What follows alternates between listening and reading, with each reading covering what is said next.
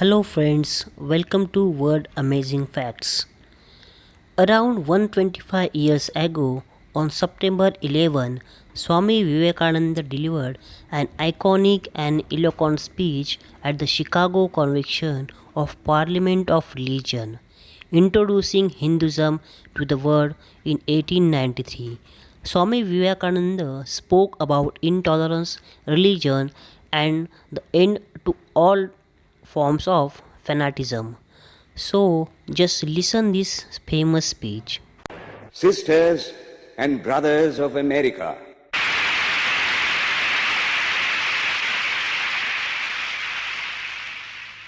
it fills my heart with joy unspeakable to rise in response to the warm and cordial welcome which you have given us. I thank you in the name of the most ancient order of monks in the world. I thank you in the name of the mother of religions, and I thank you in the name of the millions and millions of Hindu people of all classes and sects. My thanks also to some of the speakers on this platform who, referring to the delegates from the Orient, have told you that these men from far-off nations may well claim the honor of bearing to different lands the idea of toleration. I am proud to belong to a religion which has taught the world both tolerance and universal acceptance. We believe not only in universal toleration, but we accept all religions as true. I am proud to belong to a nation which has sheltered the persecuted and the refugees of all religions and all nations of the earth. I am proud to tell you that we have gathered in our bosom the purest remnant of the Israelites who came to southern India and took refuge with us in the very year in which their holy temple was shattered to pieces by Roman tyranny. I am proud to belong to the religion which has sheltered and is still fostering the remnant of the grand Zoroastrian nation. I will quote to you, brethren, a few lines from a hymn which I remember to have repeated from my earliest boyhood, which is every day repeated by millions of human beings. As the different streams, having their sources in different places, all mingle their water in the sea, so, O Lord, the different paths which men take through different tendencies, various though they appear, crooked or straight, all lead to Thee. The present convention, which is one of the most august assemblies ever held, is in itself a vindication, a declaration to the world of the wonderful doctrine preached in the Gita. Whosoever comes to me, through whatsoever form, I reach him. All men are struggling through paths which in the end lead to me. Sectarianism, bigotry, and its horrible descendant, fanaticism, have long possessed this beautiful earth. They have filled the earth with violence, drenched it often and often with human blood, destroyed civilization, and sent whole nations to despair. Had it not been for these horrible demons, human society would be far more advanced than it is now. But their time is come, and I fervently hope that the bell that tolled this morning in honor of this convention may be the death knell of all fanaticism, of all persecutions with the sword or with the pen, and of all uncharitable feelings between persons wending their way to the same goal.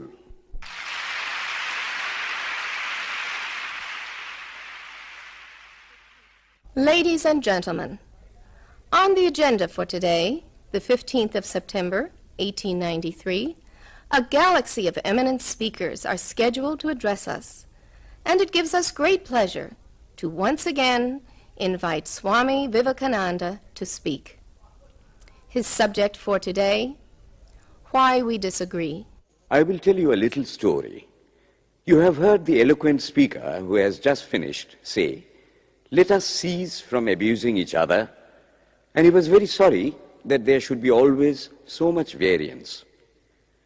But I think I should tell you a story which would illustrate the cause of this variance. A frog lived in a well. It had lived there for a long time. It was born there and brought up there, and yet was a little small frog. Of course, the evolutionists were not there then to tell us whether the frog lost its eyes or not, but for our story's sake, we must take it for granted that it had its eyes, and that it every day cleansed the water of all the worms and bacilli that lived in it with an energy that would do credit to our modern bacteriologists. In this way, it went on and became a little sleek and fat. Well, one day, another frog that lived in the sea came and fell into the well.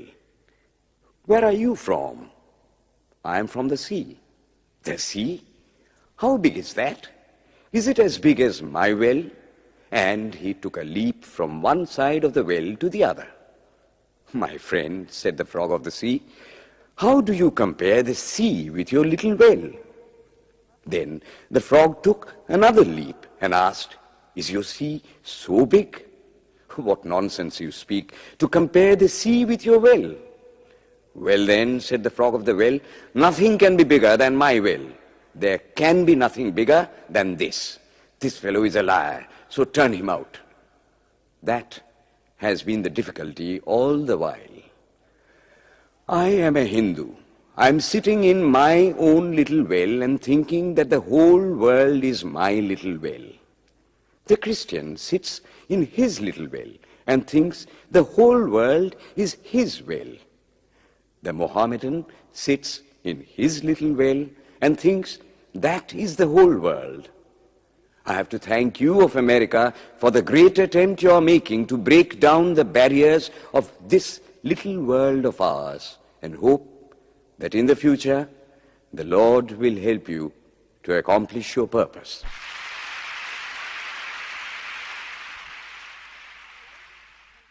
Delegates and friends, today, the 19th of September, 1893, is the 9th day of the World's Parliament of Religions. We have had the privilege of listening to many distinguished speakers from the world over address us on a variety of subjects. The time is at hand to now listen to the great monk from India, Swami Vivekananda, read his paper on Hinduism. Ladies and gentlemen, Swami Vivekananda. From the high spiritual flights of the Vedanta philosophy, of which the latest discoveries of science seem like echoes, to the low ideas of idolatry with its multifarious mythology, the agnosticism of the Buddhists and the atheism of the Jains, each and all have a place in the Hindu's religion. Where then, the question arises, where is the common center to which all these widely diverging radii converge? Where is the common basis upon which all these seemingly hopeless contradictions rest? And this is the question I shall attempt to answer. The Hindus have received their religion through revelation, the Vedas.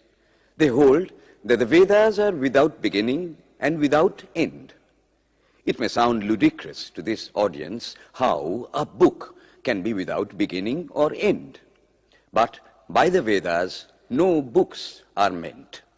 They mean the accumulated treasury of spiritual laws discovered by different persons in different times. Just as the law of gravitation existed before its discovery and would exist if all humanity forgot it, so is it with the laws that govern the spiritual world. The moral, ethical, and spiritual relations between soul and between individual spirits and the Father of all spirits were there before their discovery and would remain even if we forgot them. The discoverers of these laws are called rishis, and we honor them as perfected beings. I'm glad to tell this audience that some of the very greatest of them were women. Here it may be said that these laws, as laws, may be without end, but they must have had a beginning. The Vedas teach us that creation is without beginning or end.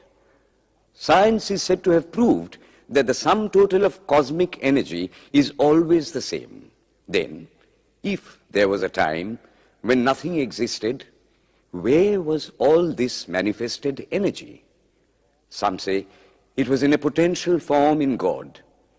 In that case, God is sometimes potential and sometimes kinetic, which would make him mutable. Everything mutable is a compound, and everything compound must undergo that change which is called destruction. So, God would die, which is absurd. Therefore, there never was a time when there was no creation. If I may be allowed to use a simile, creation and creator are two lines without beginning and without end, running parallel to each other. God is the ever-active providence by whose power systems after systems are being evolved out of chaos, made to run for a time and again destroyed. This is what the Brahmin boy repeats every day. The sun and the moon the Lord created like the suns and moons of previous cycles. And this agrees with modern science.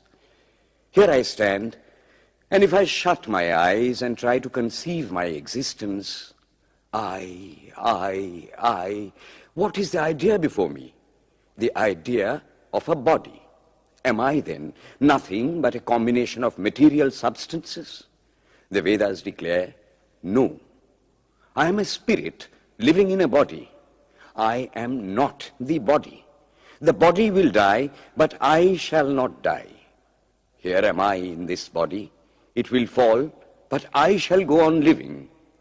I had also a past. The soul was not created, for creation means a combination, which means a certain future dissolution. If then the soul was created, it must die. Some are born happy, enjoy perfect health with beautiful body, mental vigor, and all wants supplied. Others are born miserable. Some are without hands or feet. Others again are idiots and only drag on a wretched existence. Why, if they are all created, why does a just and merciful God create one happy and another unhappy? Why is he so partial? Nor would it mend matters in the least to hold that those who are miserable in this life will be happy in a future one. Why should a man be miserable even here in the reign of a just and merciful God? In the second place, the idea of a creator God does not explain the anomaly, but simply expresses the cruel fiat of an all-powerful being. There must have been causes then, before his birth, to make a man miserable or happy, and those were his past actions. Are not all the tendencies of the mind and the body accounted for by inherited aptitude? Here are two parallel lines of existence, one of the mind, the other of matter. If matter and its transformations answer for all that we have, there is no necessity for supposing the existence of a soul. But it cannot be proved that thought has been evolved out of matter. And if a philosophical monism is inevitable, spiritual monism is certainly logical and no less desirable than a materialistic monism. But neither of these is necessary here. We cannot deny that bodies acquire certain tendencies from heredity, but those tendencies only mean the physical configuration through which a peculiar mind alone can act in a peculiar way. There are other tendencies peculiar to a soul caused by his past actions, and a soul with a certain tendency would, by the laws of affinity, take birth in a body which is the fittest instrument for the display of that tendency. This is in accord with science, for science wants to explain everything by habit, and habit is got through repetitions. So, repetitions are necessary to explain the natural habits of a newborn soul, and since they were not obtained in this present life, they must have come down from past lives. There is another suggestion. Taking all these for granted, how is it that I do not remember anything of my past life? This can be easily explained. I am now speaking in English. It is not my mother tongue. In fact, no words of my mother tongue are now present in my consciousness. But let me try to bring them up. And they rush in. That shows that consciousness is only the surface of the mental ocean, and within its depths are stored up all our experiences. Try and struggle. They would come up, and you would be conscious even of your past life. This is direct and demonstrative evidence. Verification is the perfect proof of a theory, and here is the challenge thrown to the world by the rishis. We have discovered the secret by which the very depths of the ocean of memory can be stirred up. Try it, and you would get a complete reminiscence of your past life. So then, the Hindu believes that he is a spirit. Him the sword cannot pierce, him the fire cannot burn, him the water cannot melt, him the air cannot dry. He is nowhere but whose center is located in the body, and that death means the change of the center from body to body. Nor is the soul bound by the conditions of matter. In its very essence, it is free, unbounded, holy, pure and perfect. But somehow or other, it finds itself tied down to matter and thinks of itself as matter. Why should the free, perfect and pure being be thus under the thraldom of matter is the next question. How can the perfect soul be deluded into the belief that it is imperfect? We have been told that the Hindus shirk the question and say that no such question can be there. Some thinkers want to answer it by positing one or more quasi-perfect beings and use big scientific names to fill up the gap. But naming is not explaining.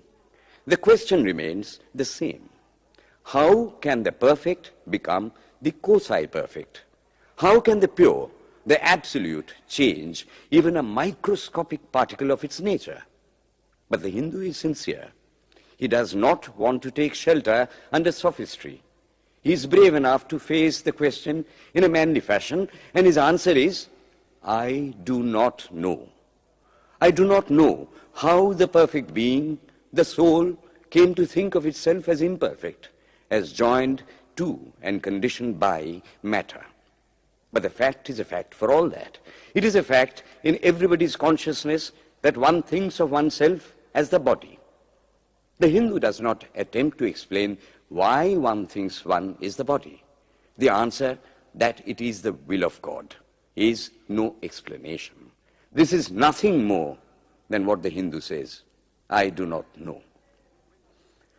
Well then, the human soul is eternal and immortal, perfect and infinite, and death means only a change of center from one body to another.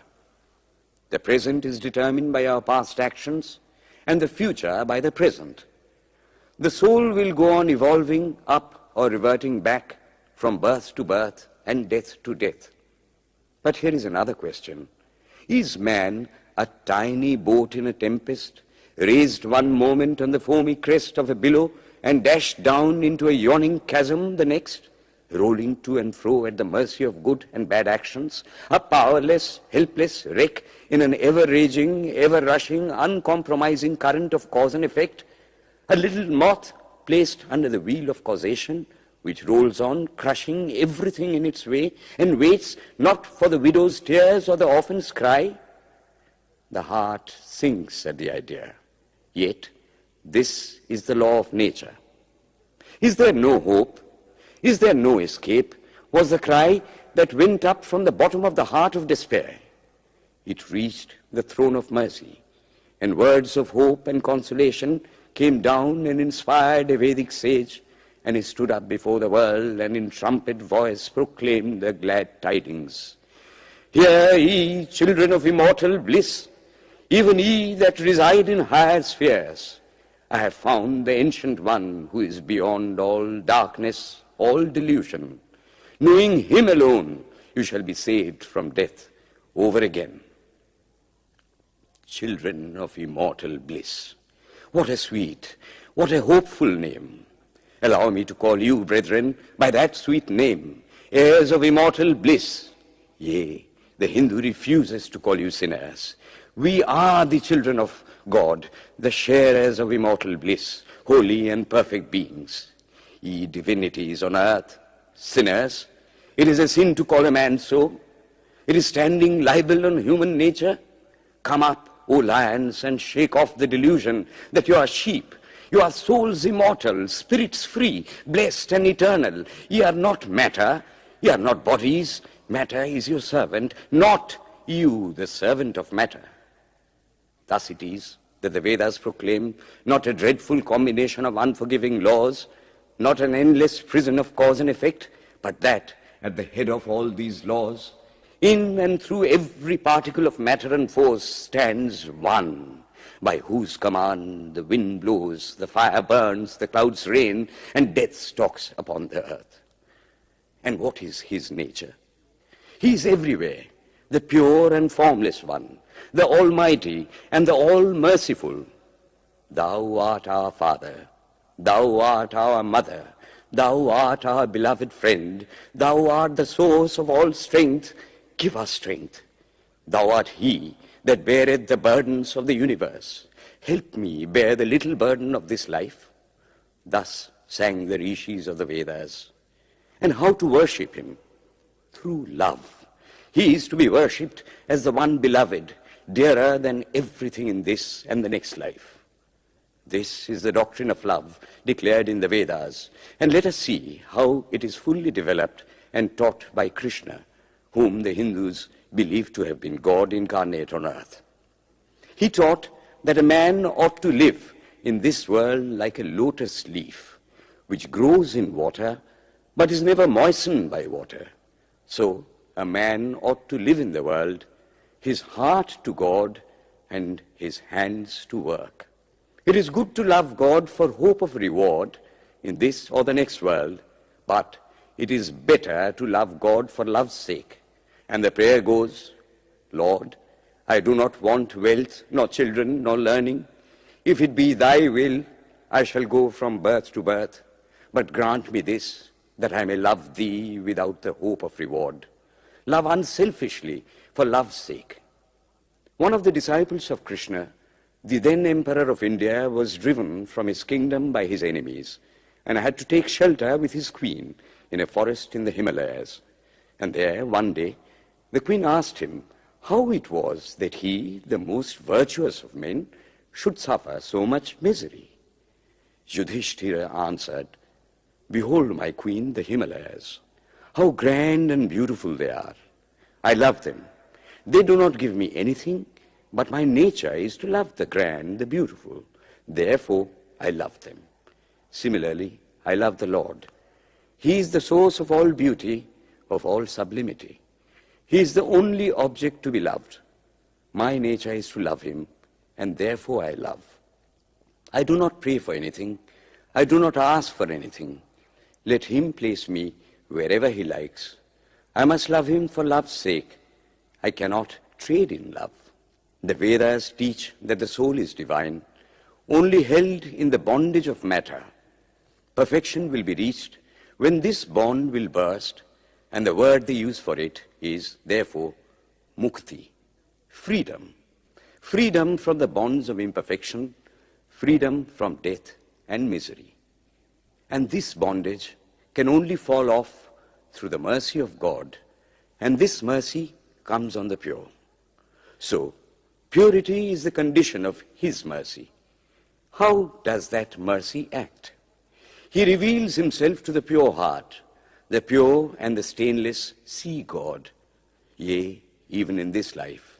Then and then only, all the crookedness of the heart is made straight. Then all doubt ceases. He is no more the freak of a terrible law of causation. This is the very center, the very vital conception of Hinduism.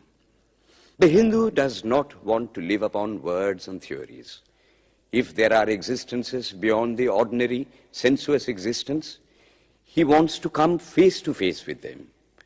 If there is a soul in him which is not matter, if there is an all-merciful universal soul, he will go to him direct.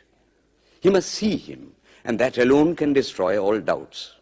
So, the best proof a Hindu sage gives about the soul, about God, is, I have seen the soul, I have seen God. And that is the only condition of perfection. The Hindu religion does not consist in struggles and attempts to believe a certain doctrine or dogma, but in realizing, not in believing, but in being and becoming. Thus, the whole object of their system is by constant struggle to become perfect, to become divine, to reach God and see God.